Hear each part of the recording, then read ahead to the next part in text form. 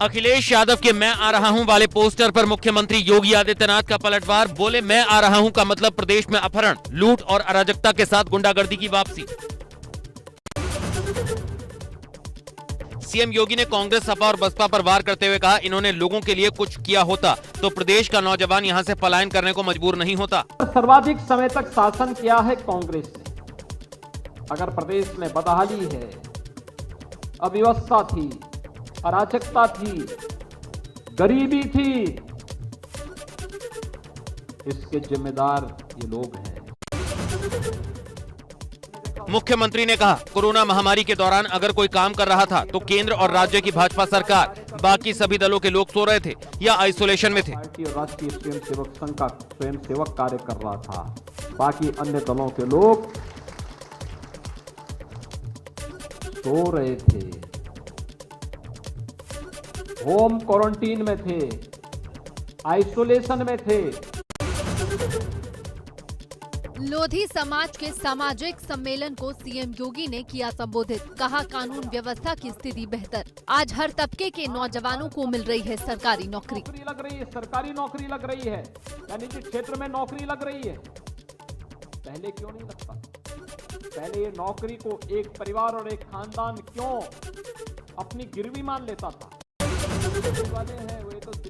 CM ने अपने संबोधन में अरविंद केजरीवाल पर साधा निशाना। कहा, लॉकडाउन के वक्त इन्होंने दिल्ली से यूपी वालों को भगाया, दिल्ली संभाल नहीं पाए, अब चुनाव के वक्त यूपी में नजर आ रहे हैं। उत्तर प्रदेश के वासियों को, उत्तर प्रदेश के नागरिकों को इन्होंने दिल्ली से भगाने का काम किया था।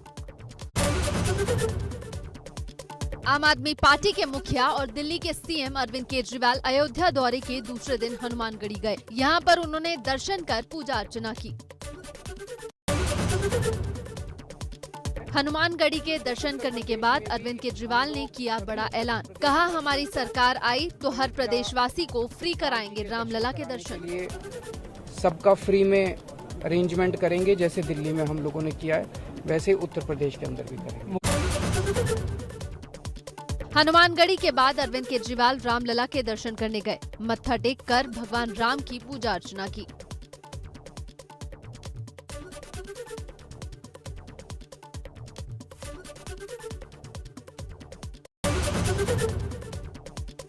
सपा अध्यक्ष अखिलेश यादव ने भाजपा पर कसा तंज। ट्वीट कर कहा, आज झूठ का फूल लूट का फूल बनकर ठगरा है।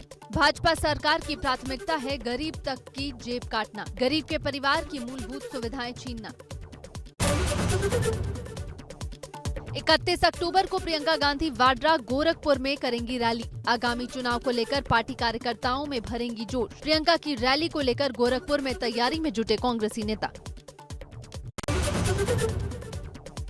बेरोजगारी को लेकर कांग्रेस महासचिव प्रियंका गांधी वाड्रा का सरकार पर निशाना। ट्वीट कर कहा, नौकरी के लिए लोगों को प्रताड़ित कर रही है सरकार। नौकरी मांगने के लिए खून से खत लिखने को मजबूर युवा।